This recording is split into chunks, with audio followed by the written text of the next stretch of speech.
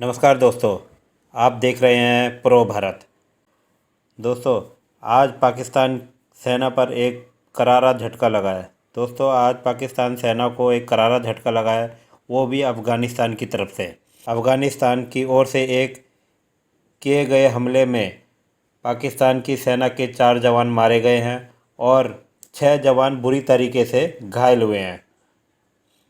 पाकिस्तान की ओर से एक जारी बयान के मुताबिक अफ़गानिस्तान की ओर से आए विद्रोहियों ने पाकिस्तान सेना पर हमला किया। उस टाइम पाकिस्तान की जो सेना है, उस टाइम पे अफ़गानिस्तान और पाकिस्तान की जो बॉर्डर है उस पर बाड़ का काम कर रहे थे।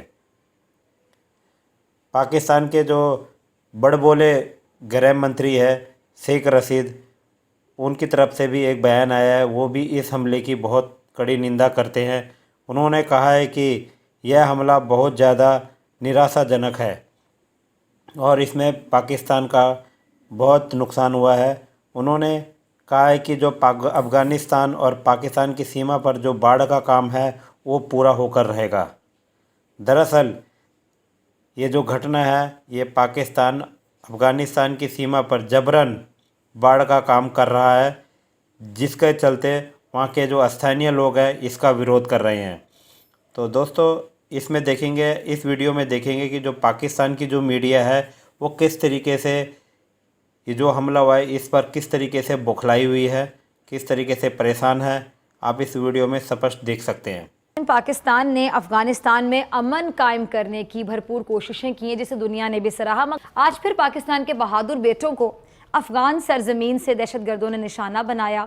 बलूचिस्तान का इलाका जोब, जहां पे एफसी के जवान मुल्क और कौम का दिफा मजबूत बनाने के लिए में मसरूफ थे, उन पर दहशतगर्द हमला आवर हुए और 4 सिपाहियों को शहीद कर दिया और हमले में 6 एहलकार जख्मी भी हुए हैं। सबसे पहले मैं जाने साहब आपकी तरफ आना चाहूँगी। पाक अफगान सरहद पर ये जो अफसोसनाक वाकया पेश आया, आपको क्या लगता है कि इसके पीछे कौन हो सकता है? जी, बहुत अफसोसनाक वाकया है। अल्लाह ताला उनको जवान रहमत में जगह अता फरमाए, इंशाल्लाह शहीद है। बात यह है कि हमें सिर्फ ये नहीं देखना, भारत का तो हमें अच्छी तरह मालूम है कि वो इसके पीछे है, लेकिन हमें ये भी देखना है कि उनकी मावनत कहाँ से हो रही है। देखें, इसमें कोई दूसरी राय कम से कम मेरे ज़हन में तो नहीं है कि रॉ और एनडीएस जो कि इंटेलिजेंस है अफगान हुकूमत की, इनका आपस में गहरा ताल्लुक है और इन्होंने पाला हुआ है तहरीक तालिबान पाकिस्तान को, दाइश को और इस किस्म के जो तंजीमें हैं उनको पाकिस्तान के ऊपर हमला करने के लिए इस्तेमाल करते हैं। जब तक हमारी लीडरशिप अच्छे तरीके से ये फैसला नहीं कर लेती कि हमारे दोस्त कौन हैं और दुश्मन कौन है और उनको अलग अलग हम नहीं कर पाते, उस वक्त तक ये हम मसाइल का शिकार रहेंगे मेरी नज़र में। और मैं इस पर मुसर नहीं हूँ, मैं सिर्फ अपनी राय का इजहार कर रहा हूँ। मेरी नज़र में जो ममालिक और जो एंटिटीज अफगानिस्तान में अमन नहीं चाहते, उनको हमें क्लियरली आइडेंटिफाई कर लेना चाहिए। उसमें सरे फहरिस्त अमेरिका है जो किसी सूरत में वहां पर अमन नहीं चाहता, ये बाद में हम कभी डिबेट कर लेंगे। हिंदुस्तान उनका हलीफ है, वो वहां पर अमन नहीं चाहता। जो अशरफ गनी की हुकूमत है वो वहां पे अमन नहीं चाहते, क्योंकि अमन आ गया तो अशरफ गनी को कौन पूछेगा। और ये उन्होंने ये तमाम तहरीक तालिबान पाकिस्तान और दाइश और इन सबको पाला हुआ है। कुछ कंट्रैक्टर्स हैं अमेरिकन जो इनको यहाँ छोड़ा हुआ है। जब तक हम ये ना समझ लें कि ये वो लोग हैं जो कि बेशक हम किसी का मुकाबला कर सके या ना कर सके, लेकिन अपने ज़हन में तो क्लैरिटी होनी चाहिए ना। जो लोग वहां पर अमन चाहते हैं वो अफगान अवाम है, वो अफगान तालिबान है, वो ईरान है, पाकिस्तान है, रूस है, चाइना है, कुछ सेंट्रल एशियन कंट्रीज हैं। इनको अपना ग्रोह बनाना चाहिए और मुकम्मल तौर पे इस ग्रोह को अलग कर देना चाहिए और इनसे बातचीत खत्म कर देनी चाहिए। कैसी बातचीत? हम कहते हैं जी हमारे कोई फेवरेट्स नहीं है, हमारे भाई क्या मतलब कोई फेवरेट्स नहीं है? एक वो लोग जो रोज आपको जख्म लगाते हैं और एक वो लोग जो आपको कुछ नहीं कहते, आप उनमें कोई फर्क नहीं करेंगे। तो मेरा ख्याल है कि ये जो पॉलिसी है ये इसको रिव्यू करने की जरूरत है। जब तक हमें ज़हनी तौर पर इसमें क्लैरिटी नहीं होगी, हमें पता नहीं चलेगा कि हमने किसके खिलाफ अपना दिफा करना है और किसके साथ दोस्तियां बढ़ानी है। जी ठीक है जी। डॉक्टर जमील साहब आपकी तरफ आना चाहूँगी। अब आप इस पूरी सिचुएशन को कैसे देखते हैं? अफसोसनाक वाकया जो पेश आया है, आप मतलब एक तरफ देखें कि आप इनका ये कि मुनाफिकाना ये रवैया देखें, फिर आपको याद होगा कि पाकिस्तान से ताल्लुकात बहाल करने वाला जो मामला है वो भी आपके सामने, और फिर पाकिस्तान में जो भी हाल ही में सिरीना में हुआ था, आपको पता है वो किसने करवाया था, सबको पता है। अब ये जो हरकत हो रही हैं, अब ये जो वाकया पेश आया पाक अफगान सरहद पर, भारत का हाथ है इसमें?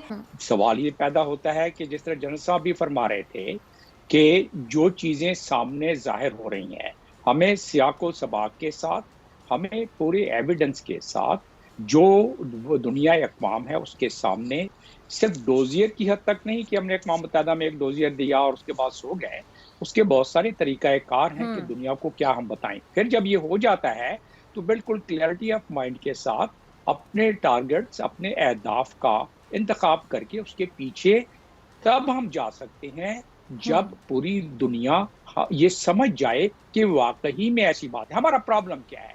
हमारा प्रॉब्लम ये है कि परसेप्शन जो हमारी है उसकी मैनेजमेंट, परसेप्शन दुनिया में जो है उसकी मैनेजमेंट न होने की वजह से, जिसको कहते हैं डिप्लोमेटिक परसेप्शन मैनेजमेंट, उस परसेप्शन मैनेजमेंट के न होने की वजह से कश्मीर के आज ये हालात हैं, अफगान सरहद पे ये मामला चल रहे हैं, और भी इस खिते की कुछ ऐसी कुव्वतें हैं जो नहीं चाहती कि सी पैक कामयाब हो जाए, वो जो नहीं चाहती कि पाकिस्तान पर कोई थोड़ा बहुत उसका प्रेशर कम हो जाए, जो कुव्वतें चाहती हैं कि पाकिस्तान पे प्रेशर कायम रहे ताकि पाकिस्तान को जो हम कहें वो पाकिस्तान माने, चाहे वो माशी एतबार से हो या जियो पॉलिटिकल और जियो स्ट्रेटेजिक एतबार से हो।